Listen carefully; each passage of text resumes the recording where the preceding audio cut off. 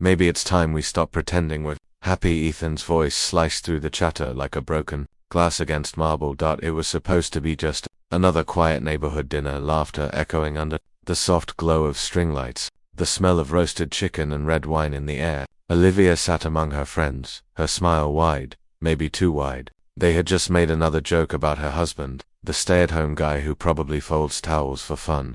She laughed along louder than she needed to. Ethan heard every word. For a moment, the world seemed to pause. The clinking glasses stilled. Even the jazz humming from the backyard speakers faded into silence. He rose from his seat slowly, his expression unreadable, his eyes calm in a way that only deep pain could be. "I think," he said, voice steady but hollow, "we shouldn't keep doing this."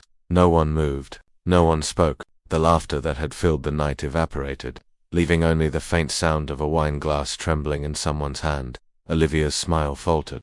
The warmth of the evening turned heavy, suffocating. She looked at him confused, embarrassed, not yet realizing what had just begun to crumble between them, and in that stillness, under the dim, golden light, everyone understood that something far deeper than a dinner conversation had just broken. The laughter from that night still echoed in Olivia's mind long after the guests had left. The air had gone cold, heavy with things unsaid. She sat alone in the dim kitchen, staring at the half-empty wineglass Ethan had left behind, the one he never touched again after standing up. Olivia Reynolds, 32, had always imagined herself living a grander life. She worked as an office coordinator at a law firm, good at organizing everyone's chaos but quietly haunted by her own. She grew up believing that appearances mattered, that being admired was almost as important as being loved. So she tried to build that image, the perfect wife, the perfect home, the perfect dinner parties. Yet, behind the polished smiles and curated laughter, something fragile trembled inside her. Ethan, 35, was her opposite in nearly every way. He used to manage large projects at a tech company.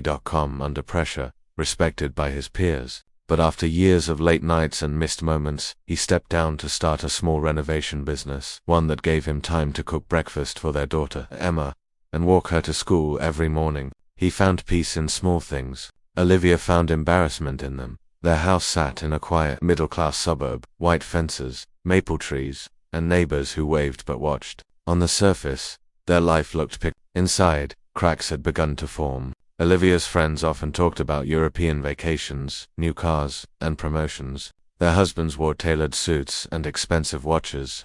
Every time someone praised Ethan's simple lifestyle, Olivia's smile tightened a little more. It wasn't that she stopped loving him, she just began to love the idea of being someone else more. The more she compared, the more she saw him as a mirror of what she hadn't achieved. Ethan noticed, of course. He always noticed. He said nothing, choosing silence over conflict, believing time might soften her restlessness. But silence, like pressure, builds. And on that fateful evening, under the glow of golden lights and careless laughter, it finally broke, leaving Olivia to realize that the man she once admired had quietly reached his breaking point. The days that followed the dinner felt strangely quiet. Olivia moved through the house as if nothing had happened, but even the sound of her heels on the hardwood floor seemed too loud, echoing off walls that once held laughter. Ethan didn't argue, didn't accuse. He simply went on with his routines, packing Emma's lunch, watering the backyard plants, fixing the loose handle on the kitchen drawers, though his silence might hold the world together a little longer. At first, Olivia mistook that calm for weakness. She told herself he was avoiding confrontation because he had nothing to defend. Every morning, when he kissed Emma goodbye before dropping her off at school, Olivia would mutter under her breath, "Must be nice, not having real work to worry about." She didn't mean to be cruel, but the words came easily, like a habit she couldn't break. When her friends bragged about their husbands' bonuses or new promotions, Olivia's laughter carried a bitter edge. "Ethan's doing his little home projects," she would say, forcing a smile. "You know, keeping himself busy." And yet, whenever something broke, a faucet, a fence, a neighbor's mailbox, Ethan was the first to show up. He spent hours fixing things for others, never asking for anything in return. The older couple next door adored him. The kids down the street ran to him when their bike chains slipped. Everyone seemed to appreciate what Olivia no longer saw. One Saturday morning, she found him repainting Mrs. Thompson's porch. Sweat streaked his forehead, sunlight glinting off the small flecks of white on his arms. "You really don't have anything better to do?" she asked sharply. Ethan looked at her, patient as always, then turned back to his work. "I'm just helping out," he said quietly. "It makes me feel useful." That word is full stung her more than it should have. Olivia began to notice how much space his quiet kindness took up. When she slammed a cupboard or sighed too loudly, Ethan didn't react. He just smiled, offered to make coffee, and asked about her day. The gentleness, once something she'd fallen in love with, now felt unbearable. It forced her to confront the truth that his peace only amplified her own restlessness. Late one evening, she watched him from the kitchen doorway as he fixed Emma's broken toy. His face was soft in the lamplight, his hands steady, careful. For a fleeting moment, guilt brushed past her, but she pushed it away. "Why can't you be more ambitious, Ethan?" she asked suddenly. "Don't you ever want more?" He paused, met her gaze, and answered simply, "I already have what matters." His words lingered long after he left the room. Olivia sat there, the silence pressing down, realizing that the man she thought was standing still had been moving in a direction she no longer understood, and that frightened her more than she was willing to admit. By the time autumn rolled around, the tension in the Reynolds house had turned into something almost polite, but heavy enough to make every meal feel like walking on glass. Olivia told herself things were fine. They still smiled for the neighbors, still hosted small get-togethers, still looked like the couple everyone envied. But under the surface, something was unraveling, thread by thread. When the Hendersons invited them to their annual neighborhood dinner, Olivia saw it as a chance to reset things, or maybe to prove something. She spent all afternoon planning her outfit, making sure every detail whispered success. "It'll be good for us," she said as she adjusted her earrings. Ethan just nodded, slipping on his plain navy shirt, the one she always thought looked too ordinary. The evening was golden, the backyard filled with laughter and the smell of grilled steak. Fairy lights hung overhead like tiny constellations. Olivia's friends gathered quickly, glasses of wine in hand, voices overlapping in a blur of gossip and self-satisfaction. When Ethan joined them, the conversation shifted. "So, Ethan," one of the husbands said with a teasing grin, "still living the dream? Working from home? Or is it house husband now?" The table chuckled. Olivia forced a smile, feeling heat crawl up her neck. "Oh, you know him," she replied lightly. "He just loves being helpful around the house." The laughter grew louder, sharper. Someone added, "Man, I wish my wife would let me retire early too." Ethan's hand froze on his glass. His eyes flicked toward Olivia just a second, but long enough for her to feel something twist inside. He didn't look angry, just tired. Tired in a way she hadn't noticed before. He set his drink down, the sound quiet but final. "Thank you for your concern," he said evenly. "But I think some people here have forgotten what respect looks like." The words sliced through the air. The laughter stopped. Forks hovered mid-air. Olivia's chest tightened. She wanted to say something, to soften the moment, but nothing came. Ethan stood, adjusted his sleeves, and gave a small nod to the hosts. "Excuse me," he murmured, his tone polite but distant. Then he walked away, each step deliberate, steady, until the crowd's whispers swallowed him whole. For a long moment, no one spoke. The fairy lights above them swayed gently in the breeze. Olivia could feel the weight of every eye on her: pity, curiosity, judgment. Her smile faltered, and she reached for her wineglass, though her hands trembled too much to hold it steady. The music started again, but the night had already changed. The air felt colder, the laughter forced, and somewhere beyond the garden gate, under the quiet glow of the street lamps, a man who had once stayed silent finally chose to leave the noise behind. The night air followed Olivia home like a shadow she couldn't shake off. The glow of the porch light felt too bright, too exposing. Ethan hadn't said a word to her on the drive back. He'd just stared out the window, his reflection flickering against the glass, unreadable. When the car stopped in the driveway, he stepped out without looking back. Inside, the house felt foreign, silent, stripped of warmth. Olivia kicked off her heels, poured herself a drink, and muttered, overreacting, as always. But her voice cracked slightly, betraying her own uncertainty. She half expected him to walk into the kitchen, calm but disappointed, the way he always did after a fight. He didn't. From down the hall came the faint sound of a suitcase zipper. Her stomach dropped. She walked to the bedroom and found him methodically folding shirts, stacking them with quiet precision. The closet door hung open. The drawer where he kept his watch lay empty. "You're leaving?" "Seriously?" she asked, her tone sharp, defensive. Ethan paused, looked at her, not angry, just heartbreakingly calm. "I'm done. Live. I can't keep pretending this is love," she scoffed, trying to mask the rising panic. "Oh, come on. You're walking out because of one stupid dinner. You're stronger than this, aren't you?" He zipped the suitcase, his movements steady. "Strength isn't staying where you're no longer respected." Then he set his house key on the nightstand and placed a folded note beside it. "Don't look for me," he said softly. "When you learn to value what's real, maybe then we can talk." And just like that, he was gone. The front door closed with a sound that echoed through the house, dull and final. Olivia stood frozen, her anger draining as the reality sank in. She waited for him to come back, to call, to do anything, but the silence stretched long and merciless.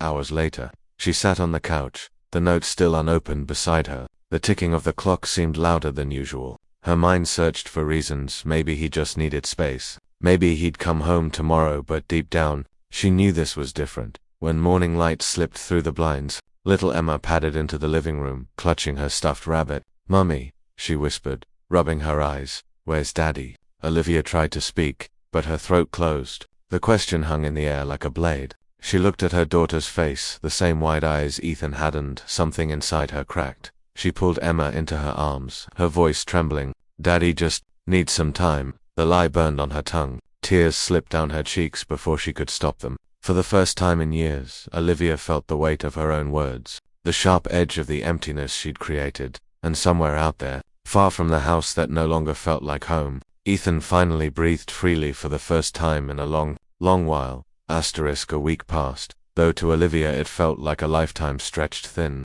The house no longer carried Ethan's quiet hum, no footsteps in the hallway, no low murmur of his voice reading bedtime stories. The silence was suffocating, the kind that pressed against her chest until even breathing felt like effort. At first, she told herself he'd call. He always did. He was steady, predictable, forgiving to a fault. But the phone stayed still. No messages, no missed calls, just stillness. By Wednesday, the whispers had started. In a neighborhood like theirs, secrets traveled faster than light. At the grocery store, two women from the next street over lowered their voices when she walked past. "That's her," one of them murmured. "The one whose husband left her." Right there at the dinner party, Olivia pretended not to hear, but the words clung to her skin. By Friday, even her closest friend, Megan, cancelled their lunch plans with a half-hearted excuse. The text came hours late. Something came up. Rain check. No follow-up. No emoji. Just distance. That evening, Olivia sat at the dining table, the same one where she and Ethan had once planned vacations, birthdays,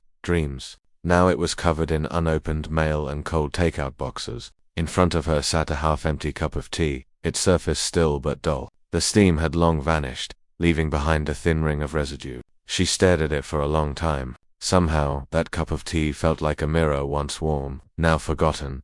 She reached for her phone again, opened their last text thread, and scrolled up. The last thing Ethan had written was a picture of Emma holding a drawing, a stick-figure family with Mummy, Daddy, and me. Underneath he had typed, "She said she drew our happy day." Olivia's reply had been a half-hearted cute. She remembered she was busy that day too, busy to notice what he was really trying to show her now. She would have given anything for another cute. The nights were the worst. Every sound felt amplified. The ticking clock, the hum of the refrigerator, even the creak of the old floorboards. She would wake up at 2 a.m. reaching across the bed before remembering there was no one there. His side was cold, untouched. Emma asked fewer questions now, but her silence hurt more than words. Sometimes she would leave a drawing on the kitchen counter to people holding hands under a bright yellow sun. Always to never 3. Olivia found herself talking to the walls just to fill the space. "He'll come back," she whispered once, the sound almost breaking into a laugh. But the echo that followed was empty, the kind of emptiness that no apology, no regret, could immediately mend. And for the first time, she understood what true isolation felt like. Not the absence of company, but the absence of forgiveness, of being seen. The house hadn't just lost Ethan, it had lost its heartbeat. By the second week, Olivia stopped waiting for Ethan's call. The quiet had shifted from painful to eerie, like a constant reminder that she was living inside the echo of her own choices. One morning, a thick envelope arrived in the mail, his old company's logo printed neatly in the corner. At first, she thought it was junk, but when she opened it, she realized it contained some of Ethan's tax forms and benefit papers, forwarded by mistake. She stared at the letterhead for a long moment before an impulse took hold. Maybe returning it would give her an excuse to see him, or at least learn where he stood now. That thought alone was enough to get her dressed and out the door. The office building was sleek and glass-walled, sitting high above the city. She hadn't been there since the time Ethan brought her for a holiday party years ago. Back then he was confident, radiant, the kind of man who carried quiet authority. She remembered how proud she'd felt on his arm. Somewhere along the way, that pride had turned into resentment. At the reception desk, a young woman smiled politely. "Oh, Ethan Reynolds. He used to run our West Coast Development Division," she said. "He was one of the best project leads we ever had. Everyone still talks about how he put his family first when he resigned." Olivia blinked. "He resigned? Voluntarily?" The woman nodded. "Yeah. Said he wanted more time with his daughter. Hardly anyone does that, especially at his level." Her throat tightened. For years, she'd told herself he quit because he couldn't handle the pressure, because he wasn't ambitious enough. But standing there now, listening to the admiration in that woman's voice, she realized the truth. He hadn't given up, he had chosen differently. Driving home, the city blurred past her window, her reflection ghosted against the glass. Memories came in flashes, the nights he'd come home late, the exhaustion in his eyes, the way she'd once thrown her hands up and said, "You're never here, Ethan. Do you even care about us?" He had cared. Too much, maybe, enough to walk away from everything he'd built, just to be closer to the family that eventually pushed him out. By the time she pulled into the driveway, her hands were trembling. She sat in the car for a long while, staring at the empty porch light flickering against the dark dot. It wasn't that Ethan had changed, it was that she had stopped seeing him. The guilt came quietly, not like a storm, but like a tide, slow, unstoppable, swallowing every defense she had left. And for the first time, Olivia whispered into the stillness, "You weren't weak, I was." Her voice cracked on the last word, fading into the silence, a silence that, for the first time, wasn't his fault at all. A few days passed after Olivia's visit to Ethan's old office, but the weight in her chest only grew heavier. The truth she had uncovered didn't just stint it, rewrote everything she thought she knew about the man she'd married. That night, she barely slept. By morning, exhaustion had settled into a quiet resolve. She needed to see him, not to beg, not to argue, but to say what she should have said long ago. She found him in a small coffee shop tucked at the corner of Maple and 9, the kind of place he used to love, quiet, warm, the smell of roasted beans drifting through the air. Through the window, she saw him sitting by the far wall, a book open in his hands, sunlight spilling across his shoulders. He looked peaceful, different, or maybe, for the first time, she was seeing him without the fog of her own pride. When she walked in, the bell above the door chimed softly. Ethan glanced up, their eyes met, and for a second, the world seemed to pause. No anger, no bitterness, just recognition. Two people who had shared too much to ever be strangers again. "Ethan," she began, her voice trembling slightly, I came to return something, and to say I'm sorry." He closed his book gently, studying her. "Sorry for what, Liv? For not seeing you, for not realizing what you gave up for us, for thinking your kindness made you weak." She swallowed hard. "You were the only one who ever stayed in till I pushed you to leave." The silence between them stretched, but it wasn't heavy this time. It felt like air finally clearing after a long storm.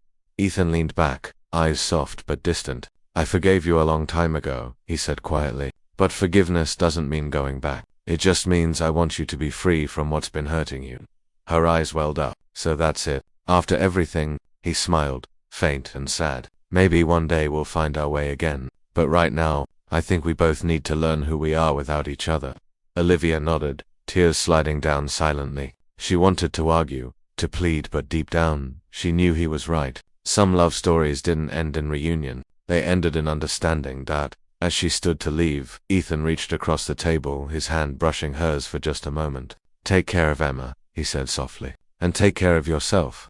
She nodded, unable to speak. Then she walked out into the afternoon light, the door closing gently behind her. The sun was warm on her face, and for the first time in months, she felt something close to peace, painful, honest peace. Maybe someday their paths would cross again, but not today. Today was about learning how to begin again separately. But finally, truthfully, as Olivia stepped out of the cafe, the cool air brushed against her face like a quiet reminder that some endings aren't punishments, they're awakenings. She walked slowly, the world around her suddenly sharper, more real. For the first time, she wasn't replaying arguments or defending herself in her head. She was simply ... still. Love, she realized, had never left their story. It had just changed its shape, from something she demanded, to something she finally understood. Ethan hadn't walked away to hurt her. He'd walked away to remind her what love without respect becomes empty. At that moment, she knew the lesson she had learned came too late to fix the past, but not too late to change herself. Because sometimes, losing someone isn't the tragedy, failing to see their worth while you still have them is. Don't let pride blind you to the one who loves you most. If you've ever seen yourself in this story, share it. Maybe someone you love needs to hear it before it's too late. And if this story touched your heart, don't forget to like, comment, and follow Cinematic Tales for more stories that speak to the quiet corners of the soul.